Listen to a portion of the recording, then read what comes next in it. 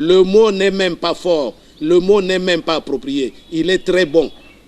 Il est très bon. Voilà vous-même les questionnements que vous posez. Comment un pays qui a 70%, je dis bien 70%, des réserves mondiales du cobalt, vous prenez des gisements entiers, vous donnez à des copains, dans des gré à gré, des gisements entiers, donc des individus comme Dan Gettler commencent à exploiter 70% des réserves mondiales d'un pays en cobalt.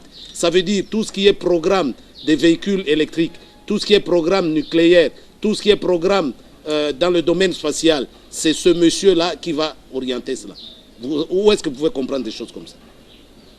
Quand vous avez un code minier qui vous dit le pays est divisé en carrés miniers, tout celui qui achète un carré minier, il devient propriétaire de ce qui est en dessous dans le sol de son carré minier.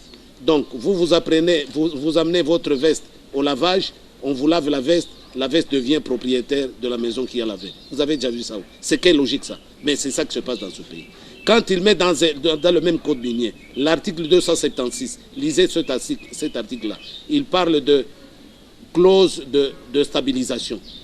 Stabiliser le pillage. Ils disent que le jour où le Parlement congolais va modifier une seule disposition du code minier, à dater du jour où vous allez voter cette modification, tous les bénéficiaires des avantages dans le cadre de ce code minier maintiennent leurs avantages pendant 10 ans. Vous allez appliquer vos modifications 10 ans après.